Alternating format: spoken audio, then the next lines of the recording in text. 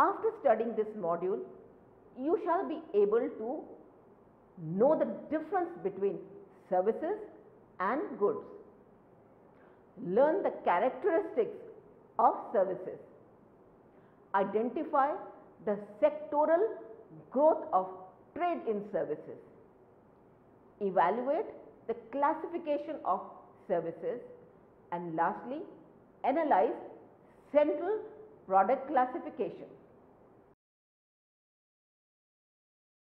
According to Alfred Marshall, services and other goods which pass out of existence in the same instant that they come into it are of course not part of the stock of wealth.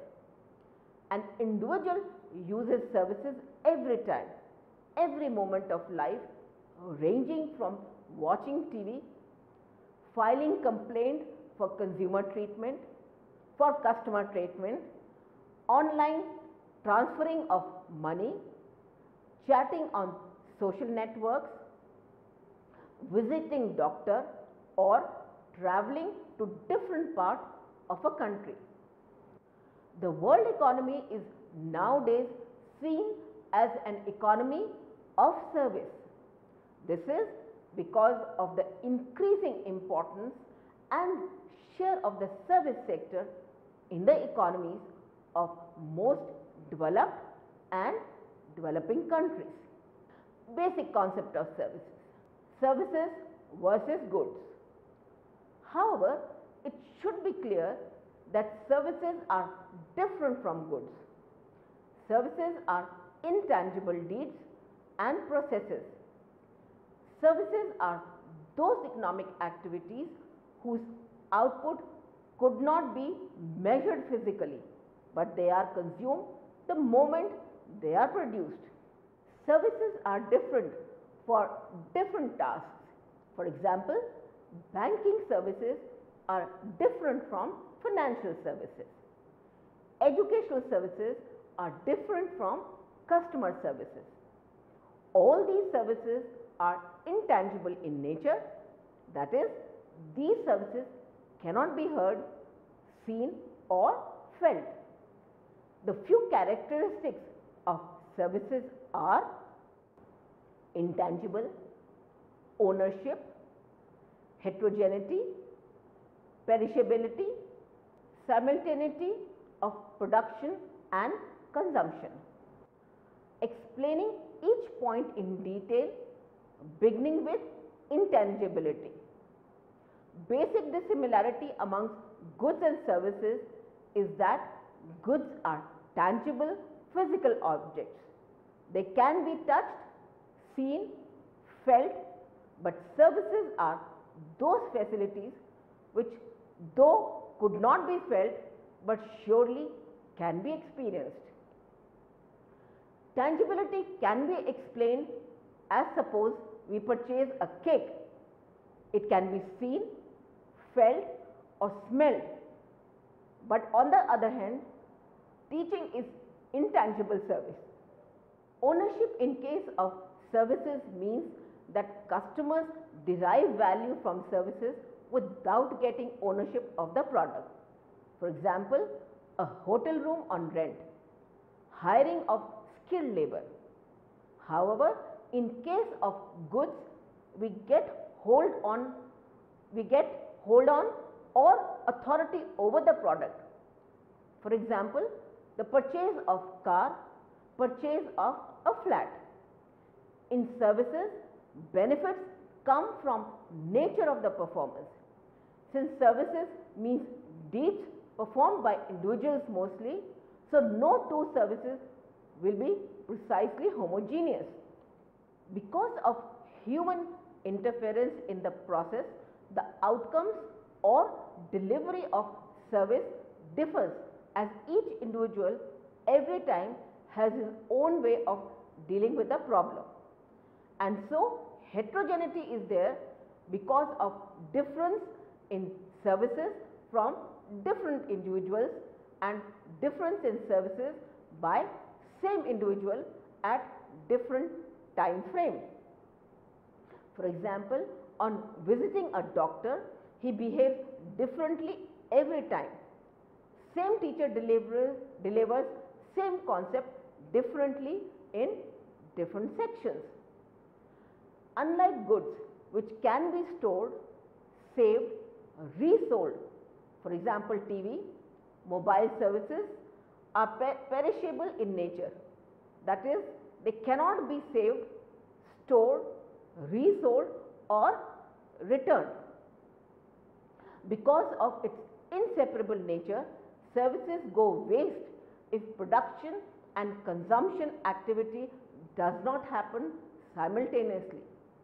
For example, an hour of professor services are produced and consumed at the same time.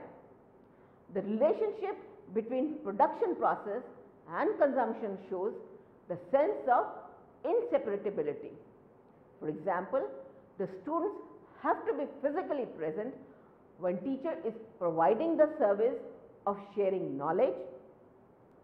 Telephone company which produces the telecom services needs telephone users to utilize the service. Participants in services. When services are provided, two categories of people are involved in the process or activity. One, the service provider, and other, the service receiver.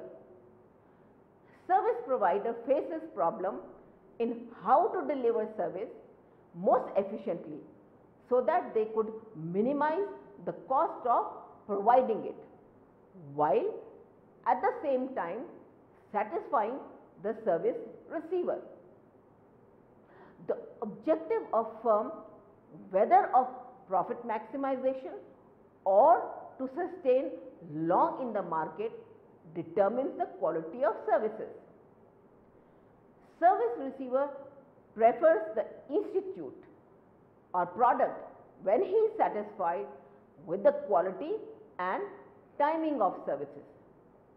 For example, in purchase of various daily appliances, customers often complain about poor after sales service from the organization, late deliveries by seller, late or no responses to calls for complaints and rude behavior of technicians. Types of services. Services are of two types: core services and supplementary services. Core service is a service that is primary purpose of the transaction. For example, service of lawyer, teacher, etc. Supplementary services are those that are provided as a corollary to sale of tangible product. For example, delivery option available for pizza on the minimum order of amount X. GDP of a nation depends on three sectors: primary, secondary and tertiary. Growth of service sector. Amongst these, it's the tertiary sector which determines service sector growth in a nation. Service sector includes telecom services, financial and tourism services, banking and many more types of services. Sector composition. On studying the economic history of India, it is evident that after independence, agriculture had the largest share in the gross domestic product of the country.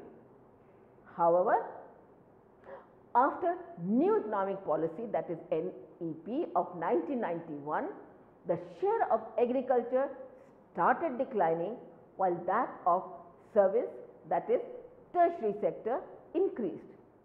After independence, the share of services in GDP was less than 30% from 1950 to 1960.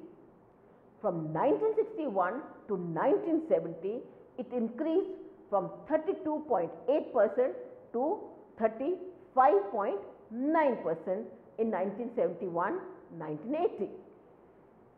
In 1991, after introduction of new economic policy, share of services increased to 45.7% over 2 decades by 2000, while that of agriculture has been declining, and in 2000 to 2010, service sector was having a share of 53.7%, while that of agriculture reduced to 21.8% in 2000-2010. From above numbers, it appears that growth of services accelerated in the late 80s. Even during the period of global slowdown, service sector remained resistant to external shocks. In 2009 to 10, the service sector grew at 9.96% compared to 8.81% growth in industries and 1.57% in agriculture. In terms of size of total employment, both organized and unorganized, in 1993-94, close to 63% of the population was engaged in agriculture sector and around 21% in services. Changes in employment structure. Over many years, the percentage of the people employed in agriculture sector has declined and employment in services has increased, though the broad pattern of employment has remained the same, with agriculture having the highest share. In 2009-10, share of service sector was around 62% of the total organized sector employment. However, within the service sector, over 80% of the employment has been in the unorganized sector. Subsectors such as finance, insurance and business services give organized sector employment, while services such as retail and wholesale trade accounts for unorganized sector employment. In 1993-94, around 86% of the total organized service sector employment was in the public sector, but in 2009-10 it declined to 75%. Overall employment in service sector in the country is low compared to its share in gross domestic product, yet the share is growing. The share of service sector is the largest share of employment within the total organized sector employment, but within services, share of organized sector employment is small. Trade in services. 4 modes. Trade in services involves export and import of services across nations. The 4 modes of trade include cross-border, consumption abroad, commercial presence, presence of natural persons. Cross-border means supply of services from territory of one member into that of other. For example, software services which are provided by a supplier in one country through mail to consumers in another country. By consumption abroad, it means services supplied in the territory of one member to the consumers of another. Examples are where the consumer moves, for example, to consume tourism or education services in the other country, ship repair abroad, where only the property of the consumer moves. Commercial presence involves those services which are provided via any type of business or professional establishment of one member in the territory of another. For example, an insurance company owned by citizens of one country establishing a branch by means of foreign direct investment in another country. presence of natural persons explains those services which are supplied by nationals of one member in the territory of another. It includes both independent service suppliers and employees of the services supplier of another member.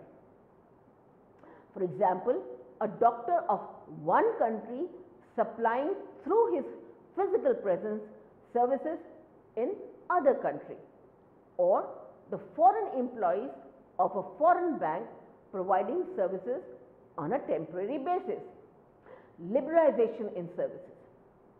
The economic and trade performance of any economy depends upon the efficiency of its service sector, as economies derive most of the employment and income from the service sector. Also, many services like financial, telecommunications and transport are vital as intermediate inputs for growth of the other sectors. Economies of many developing nations benefit from liberalization as they gain market access and could export those services in which they have a relative strength or comparative advantage. Access to foreign services markets is also relevant for developing countries to enable them to improve their export earnings and the employment opportunities for their nationals, and to bring the efficiency in their own economies for allocating resources efficiently for economic development. Global economic integration or globalization and technological developments have increased trade in services internationally and also providing many export opportunities for developing economies. The conventional concept of the trade in services hovers around the services that could be transferred across borders. This involves the separation of producer and consumer, for example, in case of mobile phones. According to the traditional view of economists, services are perishable and non-tradable in nature. Hence, there were neither any theories to acknowledge the possible problems of trade in services, nor any framework for the measurement of their trade. Bhagwati in 1984, the famous economist, analyzed the functioning of services sector, trade, and focused attention on the supply side effect of the service sector growth, and defined the supply side specialization as splintering. He discussed that there are two groups of services. One which require the physical proximity of the user and the provider, and the other group is of those services which does not essentially depend on the physical proximity because of technical advancement. The second type of services like banking and insurance is more in demand. On the basis of the growth pattern, service activities are grouped as fast growers, which include IT, communication services, financial services, trade and distribution services, and trend growers, which include real estate, legal services, transport, storage, personal services. During the 1990s, trade in services increased manifold. Technological change, communication costs, increased merchandise trade have played a crucial role in propelling the trade in services.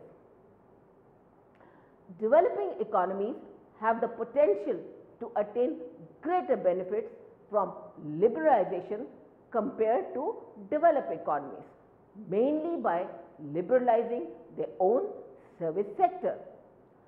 Domestic liberalization permits efficient allocation of resources as countries attain comparative advantage. A more optimum resource allocation improves the quality of service and overall economic capacity. Since 1991, the service sector has been opened up for private participation, both domestic and foreign. Services like construction, health and computer related services are placed on automatic approval route for FDI. Telecom services experience greater amount of liberalization. Fully owned foreign firms have been given access in several segments of the telecom sector. Government monopoly in long distance telephone and internet has ended, and there are no restrictions on the number of providers. In several services, government increased the foreign holding limits to 74% from the earlier ceiling of 49%. Export versus imports. Despite significant rise in contribution of services to India's GDP, the trends in trade of services were not similar. The contribution of services trade to GDP was only 8.89% in 2005-06, increased from 3.38% in 1991. Whereas more than half of the country's GDP comes from service sector, that is 53.2% in 2005-06. With an average growth of 38.22% per annum, services exports as a proportion of world exports of services raised from 0.56% to 1.28% between 1990-91 and 2005-06. The growth of exports of services of India at 17.33% during 2000-2001 to 2005-2006 not only outstripped the corresponding import growth, but was also much more compared to world exports. Discussing composition of India's service trade, it could be said that trade sector of services are more modern, including financial, communication and information services compared to traditional methods of banking and tourism. In spite of outstripped growth in volume of exports of services during 2001 and 2005, shares of transport and travel services in countries' total services exports have fallen. The share of travel and tourism services reduced from 18.45% in 2001 to 12.79% in 2005. While at the same time, earnings from software services, that is $23.98 billion, communication services $2.18 billion, financial services $1.70 billion and insurance services $1.05 billion in 2005-06 were the most remarkable achievements witnessed by India in recent years. While import of services were equally high over the same period, imports were mostly driven by communication, construction and insurance services. The decline in transport services imports was quite steep, from 42.28% to 20.90%. Transport and travel services together still share about 1/3 of country's services imports. General Agreement on Trade in Services, also called GATS. According to World Trade Organization, General Agreement on Trade in Services, that is GATS, was the landmark achievement of the Uruguay round, whose results entered into force in January 1995. The GATS was inspired by the same objectives as its counterpart in merchandise trade. The General Agreement on Trade and Tariffs, that is GATT, criteria of credible and reliable system of international trade rules, ensuring fair and equitable treatment of all participants, that is principle of non-discrimination, stimulating economic activity via guaranteed policy bindings, and promotion of trade and development through liberalization. While services at present is accounting for over 60% of global production and employment, they represent no more than 20% of the total trade, that is on BOP basis. This seemingly modest share should not be underestimated. However, many services which have long been considered genuine domestic activities have increasingly become internationally mobile. This trend continues owing to the introduction of new transmission technologies. For example, electronic banking, telehealth or teleeducation services. The opening up in many countries of long entrenched monopolies, for example, voice telephony and postal services, and regulatory reforms in hitherto tightly regulated sectors such as transport.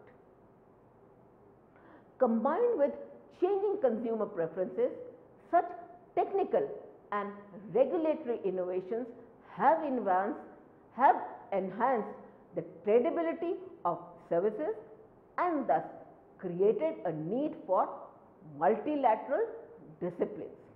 Classification of services. According to General Agreement on Trade in Services, services can be classified into 12 categories: business services, financial services, communication services, health related and social services, construction services, tourism and travel related services, distribution services, recreational, cultural and sporting services, educational services, transport services, environmental services and other services not elsewhere included. Basic classification. Classification of services can be done on seller related basis. Thus, service marketing organization can be classified depending on whether service marketing organizations are private or public, and within each grouping whether they are profit motivated or non-profit motivated. The function performed of the organization too may be used as a basis of classification. For example, organization may perform educational, health, insurance or financial functions. The source of income may too be used as a basis of classification. Service marketing organizations may arrive at their income from taxation, from the marketplace or from a combination of sources. Buyer related bases include the type of market, whether consumer or industrial, the way in which the service is bought, whether as a convenience, shopping, specialty or unsought service and the motives for purchase. Whether the motives for purchase are instrumental, that is, the service is a means to an end, or expressive, which is a service is an end in itself, may also provide a useful framework for classifying some services. Classifications which are service related in terms of service form, for example, uniform or bespoke, human based or equipment based, or involves high levels or low levels of personal contact. Central Product Classification, that is CPC. The Central Product Classification is the classification based on the physical characteristics of goods or on the nature of services rendered. Each type of good or service distinguished in the CPC is defined such that it is normally produced by only one activity as defined in the International Standard Industrial Classification of all economic activities called ISIC. The CPC includes products that are an output of an economic activity, including transportable goods, non-transportable goods and services. The classification structure comprises sections 1-digit code, divisions 2-digit codes, groups 3-digit codes, classes 4-digit code, subclasses 5-digit code. The main function of the CPC is to provide a framework for the international comparison of statistics dealing with the products. CPC serves as a guide for developing or revising existing classification schemes of products to make them compatible with international standards. The CPC was developed to enhance harmonization among various fields of economic and related statistics and to strengthen the role of national accounts. It provides a basis for recompiling basic statistics from their original classifications into a standard classification for analytical use. The CPC comprises of a comprehensive classification of all goods and services. With regard to services, no international classification covering the complete spectrum of outputs of various services industries was available before the development of the CPC. It gives less detail compared to other specific classification systems. The CPC provides categories for all products which could be of domestic or international transactions. It focuses on the products which are outcome of economic activity like transportable goods, non-transportable goods and services. The need for introducing CPC has its origin from initiatives in the early 1970s to harmonize international classifications. In upcoming of those initiatives, a standard products classification was a key element. Based on the recommendations of an expert group by the United Nations Secretariat, the Statistical Commission at its 19th session in 1976 approved a program for harmonizing the existence of activity classifications of the United Nations, the European Communities and the Council for Mutual Economic Assistance, and for simultaneously developing a system classifying all the economic activities and goods and services. The development of new CPC classification regime was intended to provide a basic tool in this program. The first completed draft of CPC was reviewed by Statistical Commission in 1987. The provisional CPC, hereafter CPC Pro, has been published by the United Nations in 1991. The CPC Pro was supposed to be revised, updated, and after finalization can be presented for adoption to the UNSD as Central Product Classification version 1.0, hereafter CPC 1.0. The CPC 1.0 was published in 1998. Special attention was given to services part of the classification for ensuring that the structure of CPC is adequately reflecting new technologies and growth in services sector of the economy. The expert group approved the establishment of a technical subgroup to the expert group. The United Nations Statistics Division and the technical subgroup established warm working relationship with the International Monetary Fund, that is IMF, and the WTO Secretariat, as CPC was used as a source in the context of the preparation of GATS. The update to CPC 1.1 was concentrated on improving the structure and details of selected sections of CPC 1.0. The set of CPC updates for 2002 also covers telecommunications.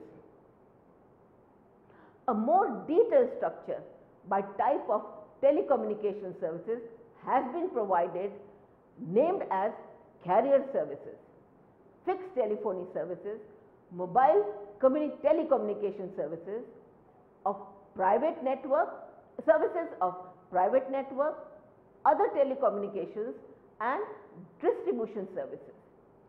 CPC 2.0, which covers complete spectrum of various industries output, also serves the differing analytical needs of statisticians and other users. It does serve as a guideline for the elaboration of classification for specific areas of the economy, including international trade in services. Classification of services has various benefits. It helps focus on important aspects of services and filter out irrelevant details. It also helps organizations to figure out what type of services they own and can be used to support decision-making process, the architecture process, and new projects that want to reuse existing services. Classifying services into categories helps to decide what guidelines should be followed, best practices and technology to apply per type of service. Thus, this helps an organization to create better services. Let us summarize.